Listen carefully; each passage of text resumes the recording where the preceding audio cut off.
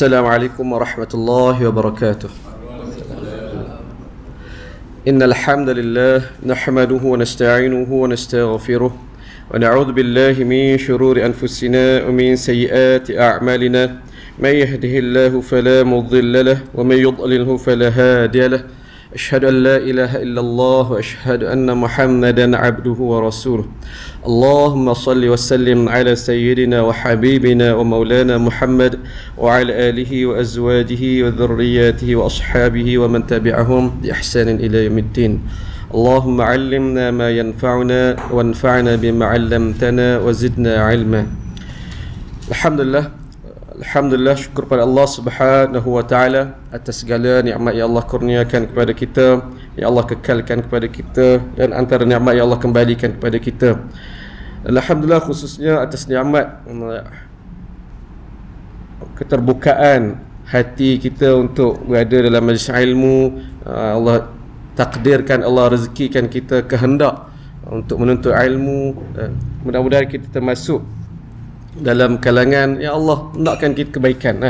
May yuridillahu bihi khairan yufaqihu fid din. Siapa yang Allah, manusia yang Allah nakkan kebaikan untuk diri dia, Allah bagi dia faham tentang agama ini. Dan sudah tentu faham itu jalannya ilmu, jalannya menuntut ilmu. Kita hadir ke kuliah kita ni dan mendengar pula secara terbuka hati. Tuan-tuan rahmat Allah SWT. Mari kita sambung semula pengajian kita. Boleh masuk dalam kategori sirah, boleh juga dalam kategori hadis, menggunakan buku Asam Garam Rumah Tangga Nabi sallallahu alaihi wasallam. Buku yang menghimpunkan hadis-hadis Nabi di bawah tema bukan setakat tema kekeluargaan, tetapi tema asam garam, kerenah dan konflik, kalau kita boleh sebut, yang pernah terjadi dalam kehidupan berumah tangga Nabi sallallahu alaihi wasallam. Hal ini penting kerana membawa kita kepada realiti dan membuka kita kepada kita teladan yang sempurna dan lengkap daripada Nabi sallallahu alaihi wasallam. Begitu tuan-tuan. Hari ini kita masuk babak ke-8. InsyaAllah saya tengok sempat malam ni kita baca 3 babak atau 3 hadis terus tuan-tuan. Bab Asam Garam 8, 9 dan 10.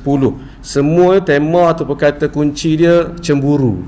Dalam rumah tangga Nabi berlaku juga adegan cemburu ni tuan-tuan. Baik. Asam Garam 8, Nabi layan saja isteri cemburu. An Aisyah radhiyallahu anha qalat qultu ya Rasulullah ara'aita law nazalta wadiyan wa fihi syajaratun qad ukila minha wa wajadta syajaratan lam yu'kal minha fi ayyihima kunta turti'u ba'irak. Qala an-nabi sallallahu alaihi wasallam fi alladhi lam yurta' minha. تعني أن رسول الله صلى الله عليه وسلم لم يتزوج بكرا غيرها. Ini je hadis. Maksudnya Sayyidatina Aisyah cerita, aku pernah satu hari aku tanya Nabi sallallahu alaihi wasallam, wahai Rasulullah, sekiranya awak singgah di satu lembah, kat situ ada satu pokok yang telah diragut, dalam masa sama ada pula satu pokok yang belum diragut lagi, kira-kira pada pohon mana awak akan tambatkan unta? Baik, Nabi pun jawab, sudah tentulah pada pokok yang belum dijamah, belum ditambat unta di situ.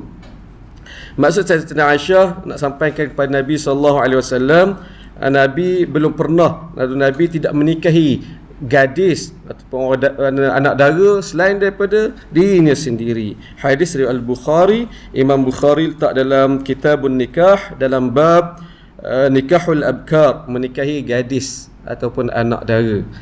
Hadis ini kita gabung, kita baca dengan riwayat yang kedua, muka surat sebelah. Terjemahan kita bawa saya terjemahan sahaja tuan-tuan. Sayyidatina Aisyah bercerita, suatu hari Rasulullah sallallahu alaihi wasallam datang menemuiku. Aku pun bertanya, abang ke mana seharian ni? Lalu baginda menjawab, wahai Humairah, saya tadi bersama Ummu Salamah. Lantas aku berkata, apa lagi yang abang tak cukup dengan Ummu Salamah? Baginda hanya tersenyum. Aku pun bertanya lagi, wahai Rasulullah, beritahulah saya tentang diri abang. andai abang menemui 2 buah lembah, salah satunya belum diragut, manakala satu lagi sudah diragut, jadi lembah mana yang abang akan pergi gembala? Baginda pun menjawab, di lembah yang belum digembala. Aku pun berkata, saya tak sama seperti isteri-isteri abang yang lain. Semua isteri abang yang lain pernah bernikah dengan lelaki lain, saya seorang sahaja belum. Lantas Nabi tersenyum. Hadis riwayat Ibnu Sa'ad. Kitab Tabaqatul Kubra, Ibnu Sa'ad jilid 8 80. Tuan rahmat Allah SWT, itu kisah ataupun adegan yang pertama. Dan adegan ini atau merakamkan kecemburuan Sayyidatina Aisyah, dan bukan sekali ini saja. Nanti kita akan baca beberapa dan sebenarnya banyak lagi. Dan ini semua tuan-tuan hadis yang sama dari riwayat Bukhari, Muslim. Saya sebut ulang lagi dan lagi, digunakan oleh Syiah untuk membawa jalan cerita dia, naratif dia, nak buktikan bahawa Sayyidatina Aisyah ni jahat, Sayyidatina Aisyah ni biadab. Mereka percaya pada ni pegangan mereka. Selepas Nabi wafat, ramai sahabat murtad, dan antara kepala murtad penjahatnya Sayyidatina Aisyah dan ayah dia Abu Bakar. Lalu mereka buktikan dengan lebih awal melalui babak-babak ini. Mereka kata, tengok Sayyidatina Aisyah masa dengan Nabi hidup depan mata lagi, punyalah biadab buat perangai macam ni. Ni. Itu cara orang Syiah melihat untuk membaca hadis, dan itu yang mereka percaya. Sebenarnya bukan, tuan-tuan. Kita tahu bahawa ini sebaliknya menunjukkan kedekatan hubungan Sayyidatina Aisyah dengan Nabi SAW, dan menunjukkan realiti rumah tangga Nabi SAW. Sayyidatina Aisyah, kita tahu dia isteri Nabi yang paling muda.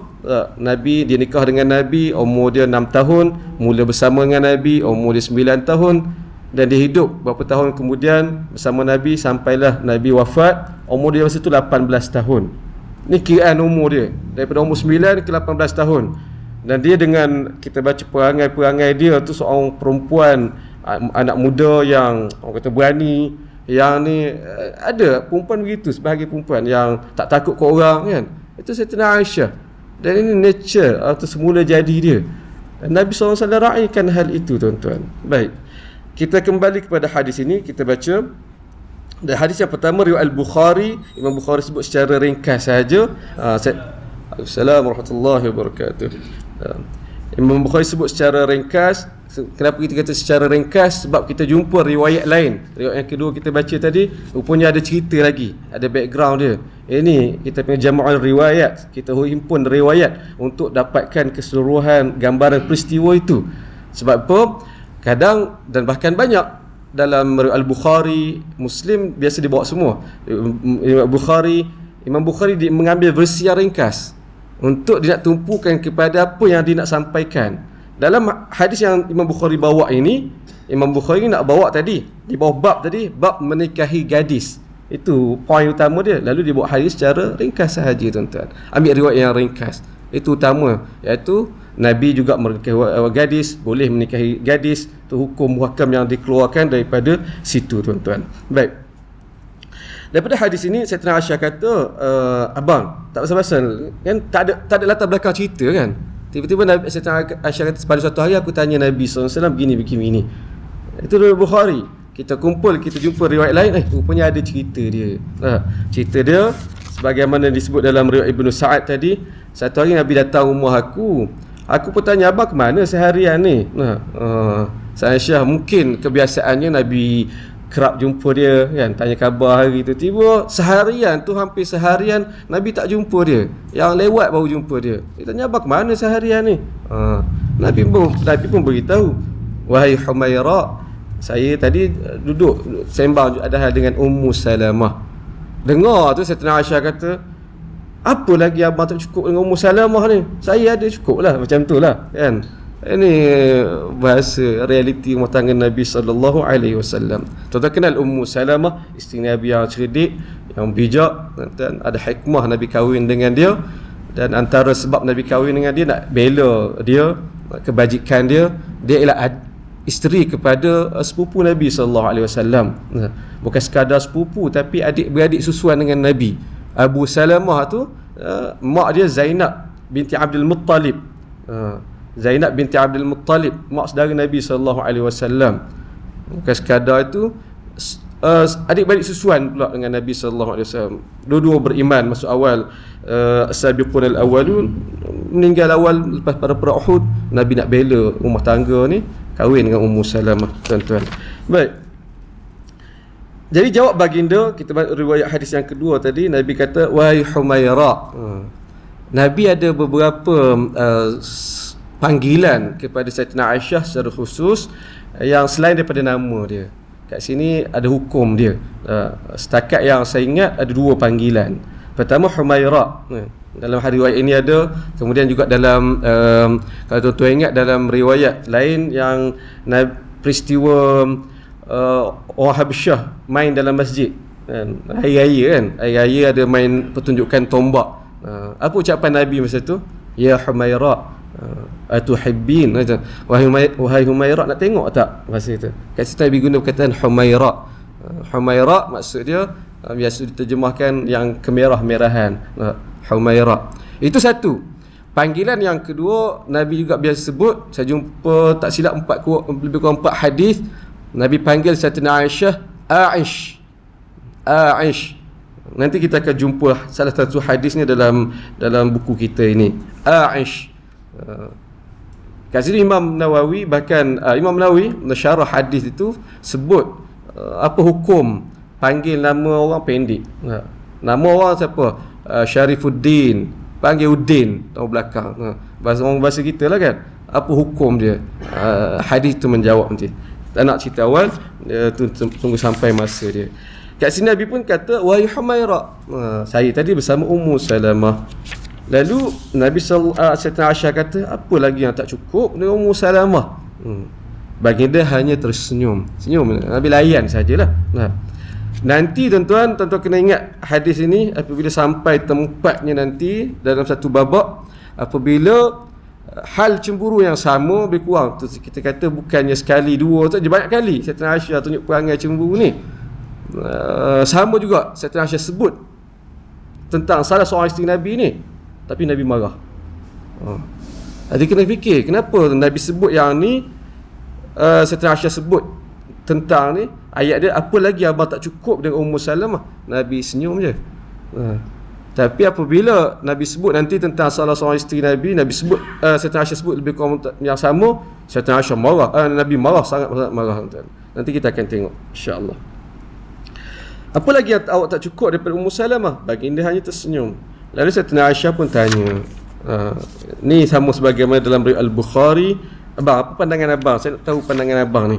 Kalau abang berjalan singgah nampak satu tempat, dalam riwayat sebut lembah, dalam riwayat sebut satu tempat ada pokok tu dah ada orang tinggal, orang tambat unta, tambat tu, ataupun lembah dah ada orang letak kambing, orang duduk meragut kat situ.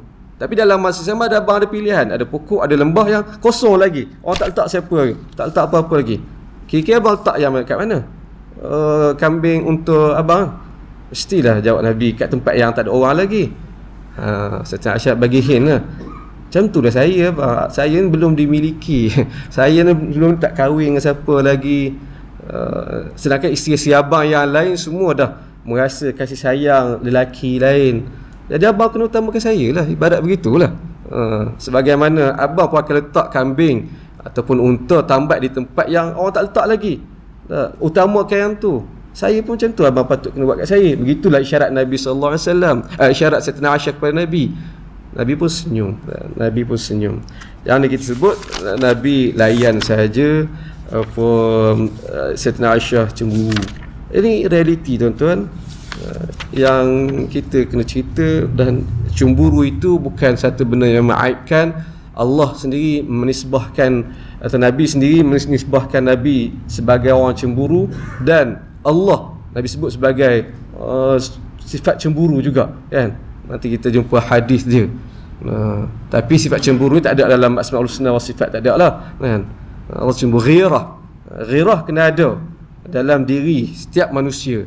Cemburu ni maksudnya kita sensitif terhadap tindakan seorang yang kita sayang tu, atas hak-hak berkaitan dengan diri kita.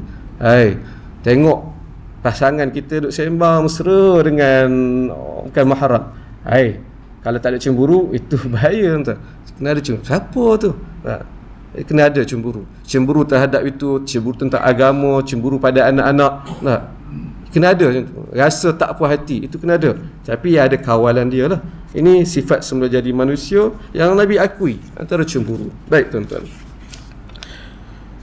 Lagi yang kita boleh pelajari tuan-tuan rahmati Allah Subhanahu wa taala daripada hadis ini juga, dan disebut dalam syarah nanti, satu-satunya perempuan Ummul Mukminin yang dara Nabi nikahi Sayyidatina Aisyah.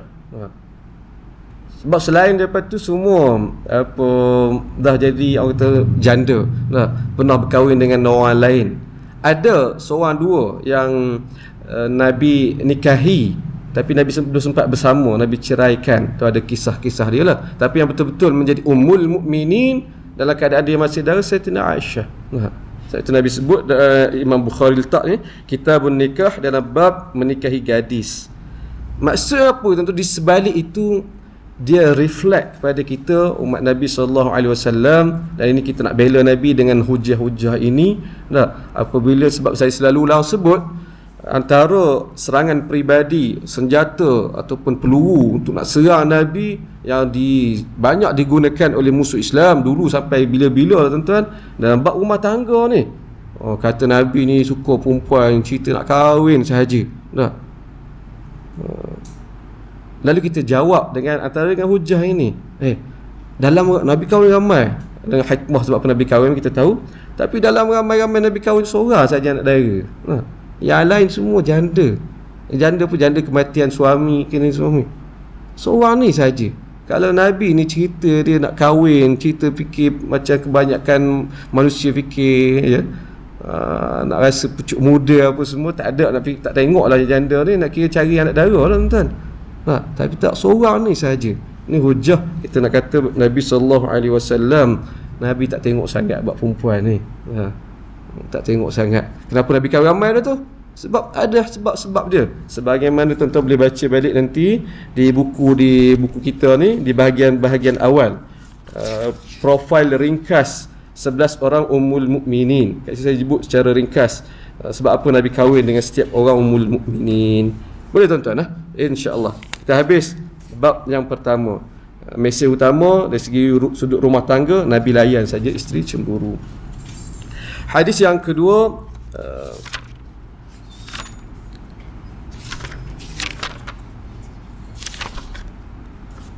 dua hadis kedua. Baik, hadis yang kedua, Nabi keluar malam-malam, Sayyidatina Aisyah cemburu lagi. Sayyidatina Aisyah cemburu lagi. Sebelum pada itu tuan-tuan, tentu ada buku kan? Saya ada buku. Tuan-tuan tengok muka surat 24 tu. Sebab saya nak respon. Muka surat 24, hadis yang kedua tu saya tulis riwayat Ibnu Sa'ad. Ya, riwayat Ibnu Sa'ad tu tuan-tuan. Muka surat 24, hadis yang kedua kita tu saya sebut riwayat Ibnu Sa'ad kan. Sebahagian besar kita tak pernah dengar mana ada riwayat Ibnu Sa'ad, pertama dengar. Yang ada riwayat Al-Bukhari, Muslim, Tirmizi kan. Tiba ustaz datang dari mana ni riwayat Ibnu Sa'ad ni? Tentu saya jelaskan tuan-tuan. Riwayat Ibnu Sa'ad ini siapa nama dia? Muhammad bin Sa'ad bin Mani'. Kitab dia, apa disebut riwayat Ibnu Sa'ad, ialah merujuk kepada riwayat yang ada dalam kitab dia, iaitu Tabaqat Al-Kubra, juga dikenali sebagai Tabaqat Ibnu Sa'ad. Ini kita nak sembang sikit tentang orang kata disiplin ilmu dalam Islam ni, insya-Allah tuan-tuan. Kita agama Islam, agama yang terpelihara dengan disiplin ilmu yang kukuh, yang jitu dari dulu sampai sekarang. Tak boleh orang nak tipu-tipu, tak boleh nak masuk. Sama juga sebagaimana ilmu hadis. Dia bergerak sekali tu. Ilmu hadis, ilmu sirah, ilmu tabaqat, itu dia bergerak sekali. Sebab semuanya berdasarkan riwayat. Orang tak cerita saja. Jadi kita pecah gitu, hadis, siyar dengan tabaqat. Tabaqat ini bahasa kita ini biografi. Dia pecahan kepada sirah. Pecahan kepada sirah lalu diberi tumpuan. Sebab dalam sirah itu ada watak kan. Ada watak Nabi SAW dan para sahabat Nabi ni. Watak-watak ini yang nak kenal, ulama nak tumpukan, ini panggil biografi. Dari tumpukan. Orang nak kenal Sayyidina Umar, dikumpulkan riwayat semua berkaitan dengan Sayyidina Umar, letak tabaqat, cerita Sayyidina Umar macam mana, Sayyidina Abu Bakar macam ini tuan-tuan. Tabaqat Al-Kubra ialah kitab yang paling lama yang ada sampai hari ini dalam genre, dalam kategori tabaqat ini, kitab tabaqat. Penulis itu sendiri meninggal pada tahun 262. Dalam riwayat ini sebut dalam 230 Hijrah. Dia tabaqat Al-Kubra. Dan masa itu bukan macam penulisan kita, menulis buku begini. Cara dulu tulis buku kitab yang zaman ni mesti berdasarkan riwayat, didengar daripada siapa, dengar daripada siapa untuk nak ni. Ini antara yang asal, lebih awal daripada Bukhari, Muslim dan lain-lain, tuan-tuan. Dan riwayat yang ada kemudian nanti, kitab Tabaqat Ibn Sa'ad ini menjadi rujukan kepada semua kitab sirah yang muncul kemudian. Sirah ni Ibnu Kathir buat kitab, Imam Zahabi buat Siyar A'lam Nubala, orang nak kenal tu. Semua tu sebahagian besar cedok daripada Tabaqat Ibn Sa'ad, tuan-tuan. Dia tak sebutlah tapi ambil riwayat daripada situ. Ni kitab asal. Sama juga kalau dalam sirah, yang asal yang hingga ada pada hari ini ialah Sirah Ibn Hisham.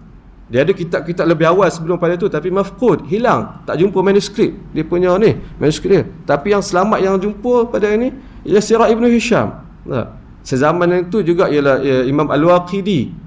Imam Al-Waqidi ialah guru kepada Ibn Sa'ad ini. Ibn Sa'ad terkenal sebagai Katibul Waqidi, tukang tulis Imam Waqidi. Jadi riwayat yang dibawa dalam tabaqat dia ni banyak ambil bagiannya daripada imam dia sendiri, guru dia sendiri, Imam Al-Waqidi. Ni tokoh-tokoh dalam sirah yang penghimpun awal riwayat sirah Nabi SAW, tuan-tuan. Jadi apabila tuan-tuan baca jumpa riwayat Ibn Sa'ad, tuan-tuan ada gambaran bahawa ini teks asal, ini riwayat asal. Sebab ada sebahagian respon, kenapa tak cari, tak cukup, tak berpada dengan dalam kutub sitah saja, Bukhari, Muslim, Tirmizi. Kita senyumlah kan. Sebab ada pada hari ini, sebab ada bukan gerakan tapi macam seruan berpada dengan sirah yang hanya ada dalam riwayat sahih, yang ada dalam kutub sitah saja. Tak boleh, tuan-tuan. Kutub sitah, Bukhari baik Muslim semua, mereka jami', sebahagian sunan mereka susun, mereka menguatkan hadis dalam itu, ada tujuan dia, ada fungsi dia, nak menjawab dari segi hukum hakam, nak menjawab dari segi akidah, secara begitu, bukan penumpuan tentang sirah. Adapun sirah, dia ada kitab lain yang khusus, kita sebut Ibn Hisham dan lain-lain. Jadi tidak dapat, bukan kata Sahih Bukhari itu menyaring, memurnikan sirah Nabi SAW, jadi cukup dengan dia, yang lain tak payah tengok. Bukan begitu, tuan-tuan. Kalau tidak, tak lengkap. Sebagai kita tunjukkan dalam hadis kita baca tadi, kalau ikut Imam Bukhari, yang bab ni tadi lah, tergantung bagi kita. Aku tanya Nabi gini-gini ni, apa jalan cerita ni tak tahu, tuan-tuan. Sebab itu merujuk pada asal, riwayat yang asal, riwayat dalam sirah, baru kita nampak jalan cerita dia. Begitu, tuan-tuan. Jadi tak mudah-mudah apabila orang kata kita cukup berpada dengan yang ada sirah dalam Sahih Bukhari, Muslim. Tak, bukan begitu. Sahih Bukhari ada kepentingan dia dari segi hadis, hukum dan sebagainya. Wallahu a'lam, tuan-tuan. Itu untuk tuan-tuan ambil maklum, sebab nanti akan berulang. Saya akan masukkan riwayat Ibn Sa'ad sebagai penguat, sebagai pemberi maklumat tambahan kepada babak dalam riwayat yang dimuatkan di sini. Dan lebih ketara nanti dalam buku kedua saya, Asam Garu, banyak riwayat Ibn Sa'ad. Tuan-tuan rahmati Allah Subhanahu wa taala. Baik, kita masuk hadis yang berikutnya. Asam garam 9. Nabi keluar malam-malam, Aisyah cemburu lagi. Nabi keluar malam-malam, Aisyah cemburu lagi. Baik. Anna Aisyah zawjan Nabi sallallahu alaihi wasallam haddathathu anna Rasulullah sallallahu alaihi wasallam kharaja min 'indiha laylan. قالت فغرت عليه فجاء فرأى ما أصنع. Saya baca sikit, kita terjemahkan tuan-tuan. Macam boleh bandingkan terjemahan tu. Sayyidatina Aisyah cerita satu hari Nabi keluar min indiha. Nabi keluar malam-malam. Masa tu malam Nabi duduk di rumah dia. Tuan-tuan, saya cerita ke tidak, rutin kehidupan Nabi SAW. Nabi ada ramai isteri kan. Jadi Nabi bergilir hari, malam tidur rumah siapa, malam tidur rumah siapa, gilir hari-hari tu. Kat sini keluar hukum yang menjadi hak bagi isteri kalau berpoligami itu bila, adakah dikira hari ataupun malam. Daripada hadis apa perbuatan Nabi SAW yang dikira hak bagi isteri, kalau dia tak ada madu apa, ialah hak bermalam. Hak bermalam gitu tuan-tuan. Contoh isteri ada 4, malam pertama, isteri pertama, kedua, isteri kedua, 3 dan 4, lepas tu patah balik kan. Yang hari itu yang isteri nak berkira, abang ke mana ni, dia lebih tuntut hak ialah hak bermalam, hak tidur. Malam tidur di rumah saya. Kata Isnin, setiap Isnin tidur rumah saya. Adapun siang tidak termasuk dalam hak isteri, tak payah tuntut. Suami nak ke mana apa, tak ada masalah. Itu asal dari segi hukum tuan-tuan. Baik. Jadi ini yang berlaku. Sayyidatina Aisyah kata, satu malam memang malam Nabi tidur di rumah aku. Tiba-tiba Nabi keluar pula tak bagi tahu. Dan peristiwa Nabi keluar ni banyak kali. Nanti kita akan jumpa beberapa hadisnya pula.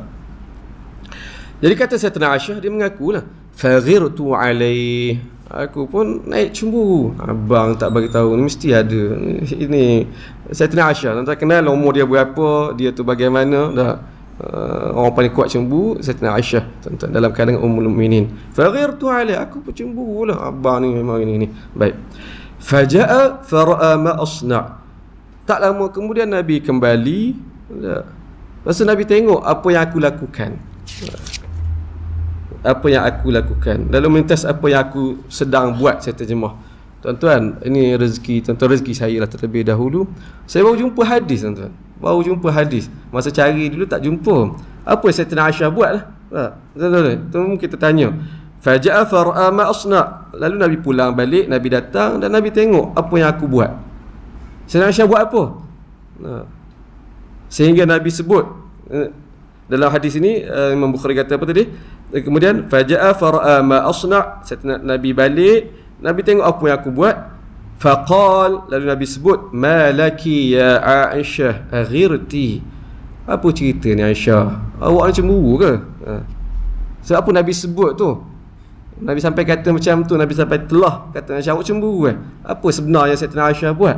Soalan ni saya tak jumpa masa buat buku tuan. Tapi itulah, kita mengkaji, baru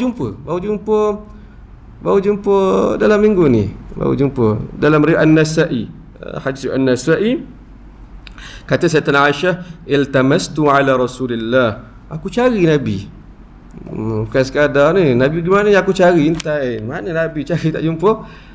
Lalu Nabi pun balik, masuk rumah, fa udkhiltu bi yadayya fi sya'rihi. Nabi masuk rumah, Nabi duduk, aku pun rasa rambut aku masukkan 2 tangan aku ke rambut Nabi SAW. Tak faham ke?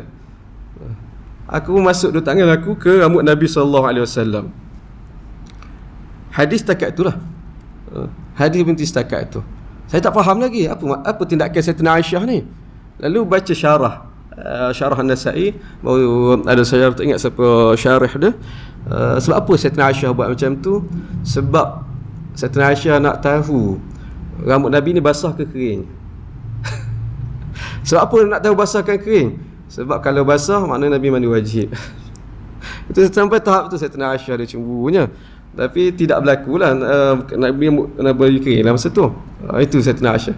Jadi Nabi kata, apa cerita ni awak Aisyah cemburu sangat ni? Aghirti, awak cemburu. Itu jalan cerita. Dan menarik tuan-tuan, bila kita gabung hadis, kita cari Allah. Saya baru jumpa rezeki tuan-tuan, orang pertama tahu. Walhal kalau tengok sini dah lebih 10 kuliah saya mengajar lepas dah hadir ni, tak tahu dia orang tak tahu cerita ni. Saya pun baru tahu insya-Allah. Tuan-tuan rahmat Allah Subhanahu wa taala.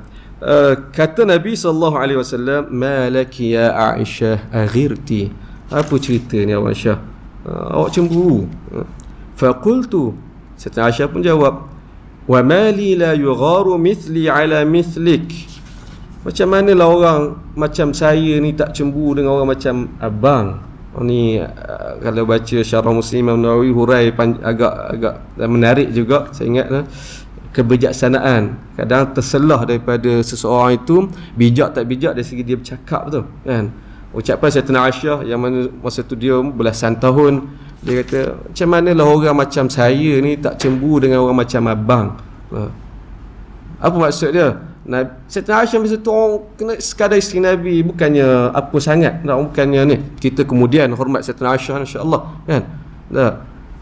Suami iaitu Rasulullah sallallahu alaihi wasallam pula, orang kata Perdana Menteri Rasulullah, orang paling orang kata disanjung, paling dihormati, orang besar tuan-tuan.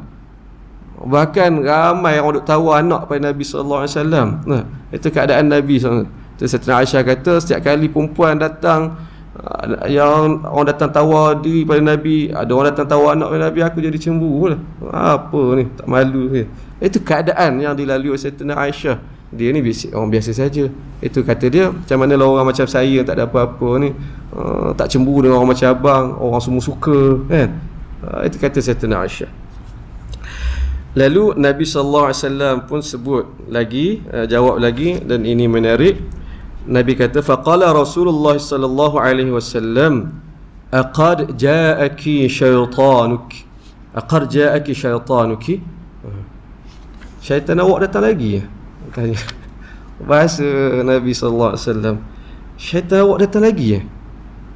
Itu kata Nabi sallallahu alaihi wasallam. Terdengar apa Nabi kata macam tu nanti kita jelaskan. Apa respon Sayyidatina Aisyah tuan-tuan? Kita mungkin kata kat pasangan kita ke kan, awak ni kena rasuk lagi marah tuan-tuan. Lagi marah, apa abang kata saya gini.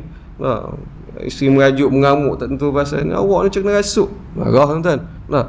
Tapi ni Nabi kata kepada Sayyidatina Aisyah, aqad ja'aki syaitanik. Syaitan awak ni datang lagi, rasuk lagi kat awak ni. Sayyidatina Aisyah jawab tanya, qalat ya Rasulullah, awa ma'i syaitan. Menarik sikap Sayyidatina Aisyah. Wahai Rasulullah, saya ada syaitan. Saya ada syaitan. Sebab Nabi kata syaitanuki, syaitan awak datang lagi ke?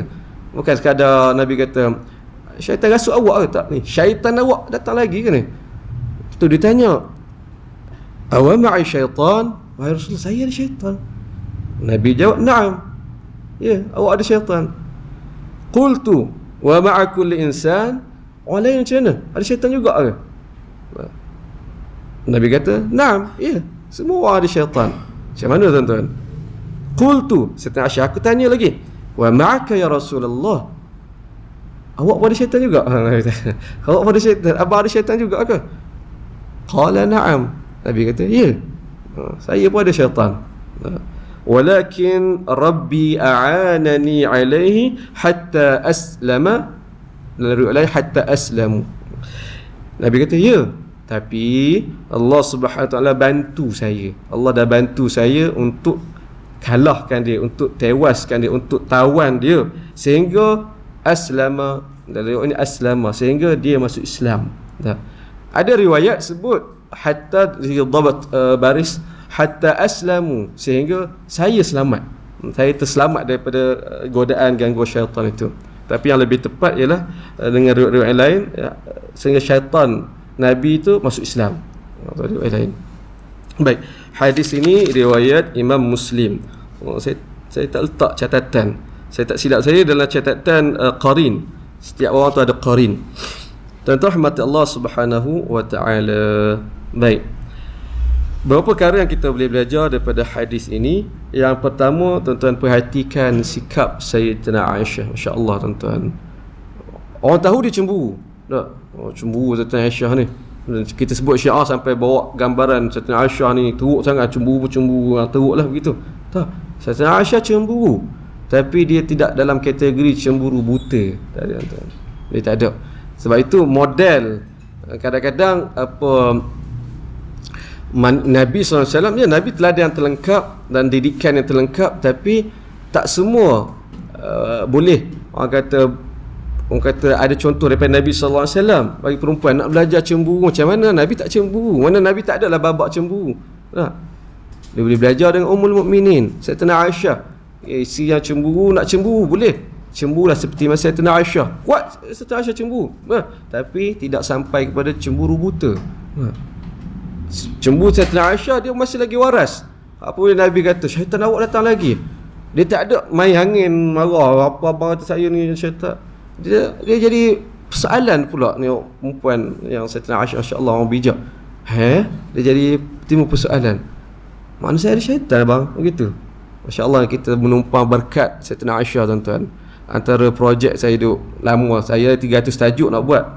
Sekarang buku baru 10, 300 tajuk nak buat. Antaranya saya nak himpun hadis-hadis soalan Sayyidatina Aisyah kepada Nabi sallallahu alaihi wasallam.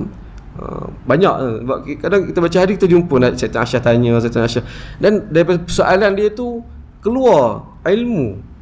Jawapan Nabi sallallahu alaihi wasallam menjadi ilmu. Antara ni Sayyidatina Aisyah tanya, pasal syaitan, ada orang semua ada syaitan. Keluar Nabi menjelaskan. InsyaAllah ni kita menumpang, kita sebut menumpang berkat Sayyidatina Aisyah. Jadi tuan-tuan, pertama nak cemburu boleh, cemburu sebagaimana Sayyidatina Aisyah, bukan cemburu buta tudi, tak. Dia cemburu tetap lagi waras, dengar penjelasan, bahkan boleh jadi perbincangan ilmu pula. Nabi kata tadi, aqad ja'aki syaitanuki, syaitan awak datang lagi ke ni? Lalu timbul persoalan tadi, saya ada syaitan, orang lain ada syaitan. Ya, bahkan Nabi sallallahu alaihi wasallam ada syaitan.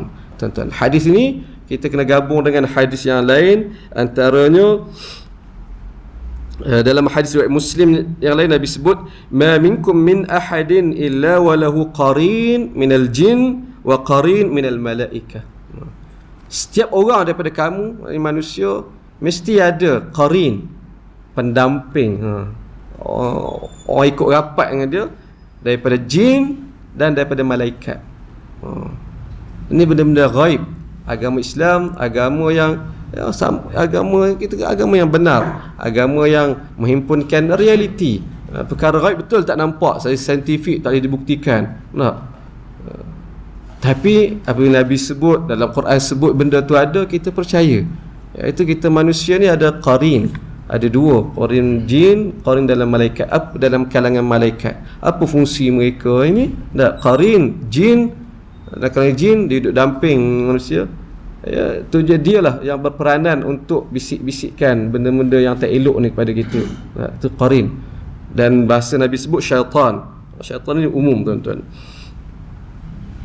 Baik, dalam hadis-hadis yang lain. Sebab itu secara umum daripada hadis ini juga Nabi kata saya pun ada syaitan, tapi Allah bantu saya untuk kalahkan dia, dia masuk Islam. Sebab itu dalam Allah SWT sebut surah apa ni, qul innama ana basyarum mithlukum yuha ilayya annama ilahukum ilahu wahid. Ini perisytiharan Allah SWT. Nabi suruh bagi tahu kepada manusia, qul, katakanlah wahai Muhammad, innama ana basyar, sungguh aku ni manusia, mithlukum, sama macam kamu. Yuha ilayya, cuma beza dia, apa beza Nabi SAW banding manusia yang biasa? Aku dapat wahyu, dan ini perbezaan yang besar. Ini yang ni Nabi, Rasul, itulah dia hubungan dengan Allah Ta'ala berbeza dengan manusia. Ada terima wahyu terus daripada Allah Subhanahu Wa Ta'ala, orang kata dipantau, dididik oleh Allah Subhanahu Wa Ta'ala secara langsung, wahyu itu tuan-tuan. Maka selain daripada itu sama macam manusia biasa lah. Kecuali ada beberapa hukum-hukum khas yang lalu disebut, ini beza Nabi dengan manusia yang lain, itu kita terima. Adapun selain daripada itu tidak ada nas, tidak apa, kita kata Nabi sama macam manusia biasa. Ini ada orang sampai mendewa-dewakan Nabi SAW, bawa pula dengan hadiah di palsu, Nur Muhammad yang isu-isu sekarang, Allah. Jadi kita kena ingat dengan hal ini. Kalau kita dengar macam Nabi ada jin juga, ada syaitan juga, macam teruk lah Nabi. Tak begitu tuan-tuan. Manusia ada jin, ada syaitan, ada qarin, Nabi juga ada. Cuma ada beza dalam ni. Nabi sebut Allah bantu aku untuk mengalahkan nya sehingga dia masuk Islam. Agak-agak qarin kita masuk Islam tuan-tuan.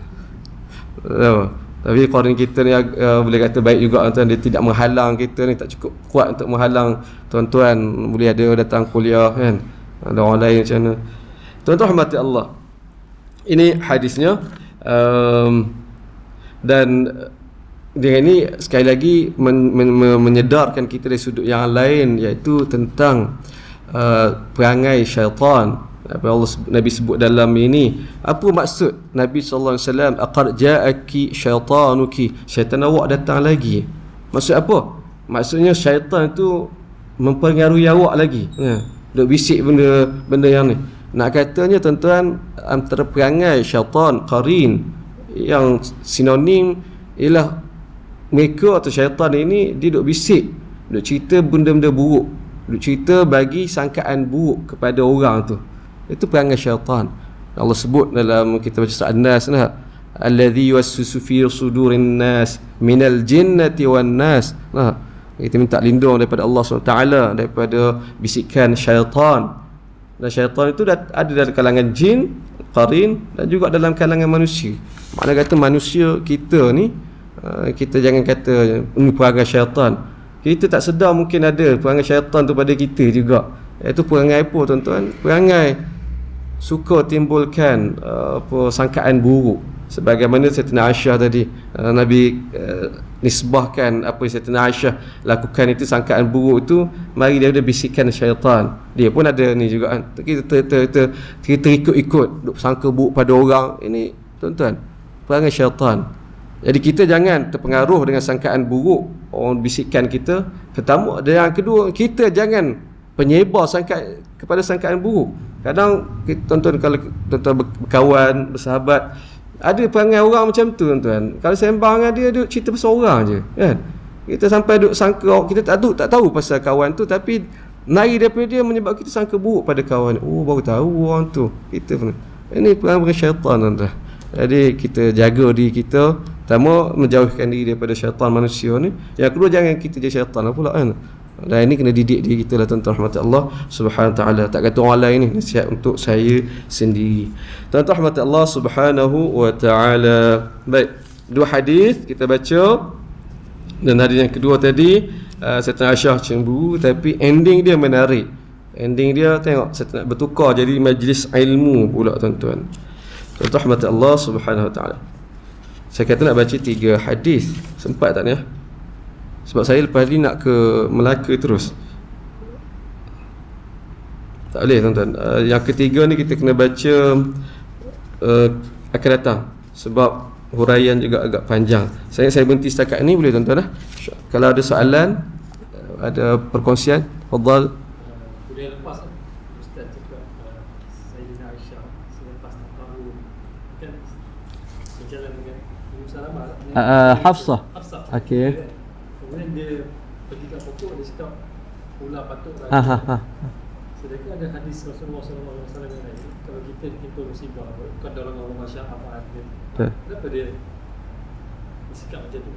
Maksud saya, kenapa saya tak syawak macam tu? Dia tak faham ke hadis ataupun tak diajar lagi tentang Betul. Yang kedua Ya. Rasulullah SAW dia pernah begini 10 isteri dia sekaligus. Dalam satu malam. 9. 9. Betul. Menarik insya-Allah. Baik, saya nak baca hadis soalan tadi. Sekejap, saya nak kembali kepada perbincangan sebelum pada ni. Baik.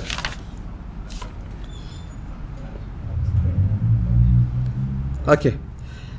Kata tuan kita tadi berkaitan dengan kuliah yang lepas pada peristiwa Sayyidina Aisyah yang dia keluar ikut Nabi sallallahu alaihi wasallam, Nabi undian dia dengan Hafsah. Kemudian malam tu berlaku yang sepatut biasa malam-malam Nabi berjalan dengan dia, tapi dia kena game dengan Sayyidina Hafsah, tukar unta. Jadi Nabi berjalan malam tu dengan Hafsah, bukan dengan dia. Baru dia perasan dia kena game. Jadi sampai ke tempat nak berhenti, dia pun pergi cari semak. Kita tahu izkhir tak? Dia duduk tengah-tengah semak tu, dia siap doa lagi. Siap doa lagi, ya Allah sallit alayya kalban aw aqraban. Ya Allah datangkanlah jengking atau ular mai patuk aku. Soalannya, kenapa saya tak syawak macam tu? Dia tak terima hakikat. Sebab dia kata wala astati'u an aqula lahu syai'an. Dia kata sebab aku tak mampu nak kata kat Nabi sallallahu alaihi wasallam. Marah dia marahlah. Marah dia marah sebab malam-malam sebelum pada tu Nabi duduk sembang dengan dia. Cuma malam tu baru perasan Hafsah tu counter dengan dia, Nabi tak itulah dengan dia. Asal memang Nabi nak naik nak sembang dengan dia. Cuma unta dia tu bertukar. Jadi itu. Jadi Siti Aisyah dengan kita tahu tadi dengan perangai dia, umur dia berapa tadi, 9 ke 18 tahun, dan kita tahu pula dia seorang yang kuat cemburu dan gini. Timbul marah lah, campur pula kena ibaratnya kena tipu dengan kawan baik, kena kawan baik pula. Jadi perasaan tu masa tu berubah, dan dia manusia. Sayyidina Aisyah manusia, ada kesilapan dia, ada semua benda tu kan. Apabila berlaku dia buat macam perang itu, dan tindakan itu salah, kita hurai apa hukum mendoakan keburukan baik atas diri sendiri ataupun orang lain, haram tuan-tuan, haram. Tapi Sayyidina Aisyah buat ni kenapa? Tidak jadi hujah. Sebab itu perbuatan para sahabat Nabi yang salah-salah. Sahabat Nabi ni bukan sempurna. Sayyidina Aisyah sahabat Nabi, tapi mereka tetap menjadi manusia yang terbaik. Sebab salah, dia ada penyelesaian taubat kan. Tapi mereka tetap jadi manusia yang terbaik. Apa Abdullah bin Rawahah, seorang sahabat Nabi, orang hebat, syahid dalam perang Mu'tah. Dia orang yang pongoh, cerita dia salah tampar je. Tampar, saya tahu dia tampar hamba dia. Salah besar tu, salah. Nabi tegur dia dan dia tebus kesalahan tu, kahwin dengan hamba yang dia tampar tu, insya-Allah. Jadi itu tuan-tuan. Kembali kepada Sayyidina Aisyah, tindakan dia salah. Tak boleh tiru. Oh macam ni kita kata tadi, nak belajar cumbu macam Aisyah. Jangan tirulah tuan-tuan. Jangan kata ikut. Salah. Dan kenapa Sayyidina Aisyah buat macam tu? Dia tak puas hati. Itu perasaan dia sedang nak tunjuk perasaan dia tu. Dengan cara tadi dia lepas perasaan dia tu. Dan kenapa dia tak kata kepada Nabi? Disebut wala astati'u an aqula lahu syai'an. Aku tak boleh nak pertikaikan, tak boleh nak adukan kepada Nabi sallallahu alaihi wasallam. Abang, sebab apa abang malam tak jumpa saya? Dicidik tak boleh. Kat sini ada hukum tuan-tuan. Ada hukum Imam Khalil tak kitab nikah bab mengundi, iaitu berkaitan dengan hak juga. Imam kita keluarkan hukum yang kita kata hak isteri dia bermalam-malam yang ni kan. Yang dikira ialah hak bermalam, bukan hak siang. Satu. Yang kedua, yang dikira ialah ketika bermukim, tidak ketika bermusafir. Jadi masa musafir tak boleh isteri lain nak claim. Contoh yang contoh dalam hari ini Nabi bawa Sayyidina Aisyah dan Hafsah berapa hari tu. Kalau kira dia masa mukim ialah ni kalau kira malam-malam saya ni kan. Tapi kenapa Nabi tak boleh tuntut musafir tidak jadi ni juga. Begitu juga masa musafir ikut Nabi lah. Nabi nak sembang siapa, Nabi nak tidak ada hak pembahagian. Sebagaimana Nabi pada hari-hari malam musafir itu, Nabi berhari-hari duduk sembang dengan Sayyidina Aisyah saja. Sayyidina Hafsah tak kata apa pun sebab dia tahu. Dia suruh tak masa musafir tak, aku tak boleh tuntut apa-apa pun. Cuma mari je malam. Jadi dia ambil cara dia lah. Dia ambil usaha dia, usaha helah dia, nak jugalah sembang Nabi. Jayalah dia. Sayyidina Aisyah pula tak puas hati, walau dah berapa hari dia ni. Dia tak nak tuntut lah. Habang kan biasa malam-malam duduk jumpa saya. Tak boleh kata macam tu. Itu penjelasan tuan-tuan. Jelas lah. Kenapa ada soalan lain? Ada cuma saya macam fikir Rasulullah kan mengajar kalau kita ditimpa musibah kekurangan kita mesti cakap alhamdulillah. Betul. Adakah masa tu tak diajar? Boleh jadi. Boleh jadi. Soalan saya. Betul, insya-Allah. Boleh jadi. Sebab proses tuan-tuan, perjalanan sirah Nabi SAW itu proses. Dan tidak semua yang Nabi sampaikan hadis itu didengari oleh semua sahabat Nabi dalam setiap keadaan. Yang Nabi ajar qadarallahu ma syaa itu tak semua sahabat Nabi tahu. Pada ketika itu begitu. Jadi kita memahami bagus persoalan itu, dan persoalan itu atau kritis itu membawa kita lebih memahami keadaan realiti zaman Nabi sallallahu alaihi wasallam. Bagus. Samalah juga nanti saya nak sebut ada orang petikai nanti kita masuk bab 2. Hadisnya riwayat Al-Bukhari, tapi ada jemaah tanya, Ustaz hadis itu sahih ke tidak? Macam tak sahih. Kita dah baca hadis riwayat Al-Bukhari. Sebab apa tadi? Dikritis. Bagus. Sebab macam tak logik je. Sebab dia menilai tadi, dia menilai aku tahu takkan orang tu tak tahu. Begitu kan. Kita terfikir macam tu. Nabi kan ajar, takkan sahabat tak tahu. Ya, boleh jadi sahabat tu tak tahu. Time tu tuan-tuan, time tu. Bagus soalan. Ada soalan lain tuan-tuan? Mungkin sikit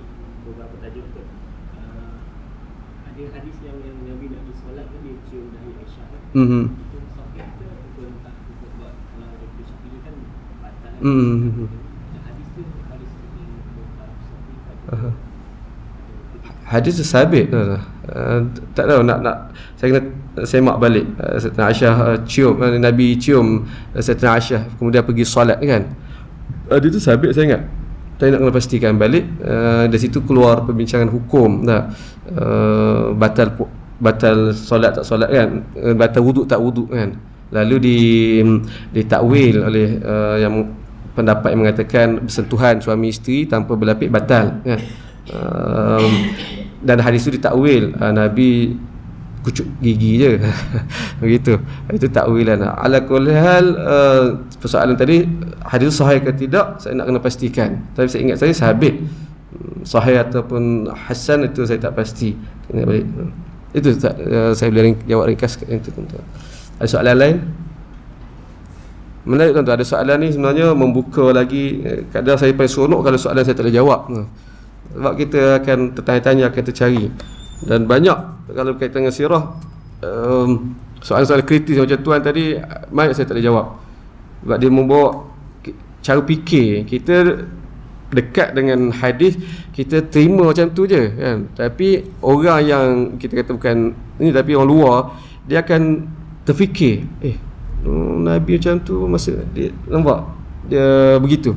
Jadi soalan-soalan tu menarik untuk kita lebih memahami. Contoh yang saya baru jumpa, yang saya baru terfikir, kenapa Nabi SAW singgah di Quba beberapa hari sebelum pergi terus ke Bani Najjar kan?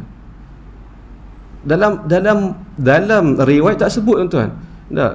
Apabila kita baca sirah, riwayat hanya merakamkan fakta.